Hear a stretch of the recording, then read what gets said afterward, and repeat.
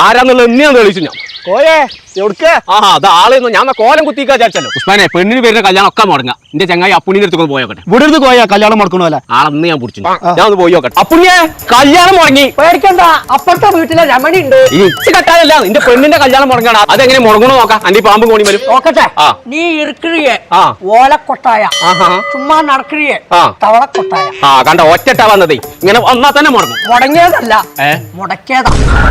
ആര് നോമല്ല. അങ്ങനെ മുടങ്ങിയിട്ടുണ്ടെങ്കിൽ അതിനൊരു മാർഗം ഉണ്ടല്ലോ കോയെ. എന്താ നോക്കാം. ഇന്റിമേറ്റ് മാട്രിമോണി മഞ്ചേരിയിലും വന്നിട്ടുണ്ട്. അവിടെ രജിസ്റ്റർ ചെയ്താ പോരെ?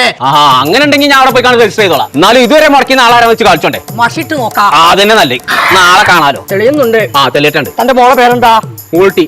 മൊൾട്ടി അല്ല മോളുട്ടി. ഇതാണ് മുടക്കിയ ആള്. ഇത് ഉസ്മാനാണല്ലോ. പുളിഞ്ചോട് ഉസ്മാന് എന്റെ ചങ്ങായിയാണ്. കലബാനോ കള്ള നമുക്ക് ഞാൻ പോരുമ്പോ പാർത്തക്കുണ്ടാവും. അപ്പൊ വെട്ടിലമ്പിൽ കയറിയോ? ഞാൻ ആദ്യേ മഞ്ചേരിക്ക് പിന്നെ പോവാ. ഒരെ തലയാന്ന് എടുക്കും ഞാൻ. എന്താന്നില്ലേ ഉസ്മാനെ ഒന്ന് തീർന്ന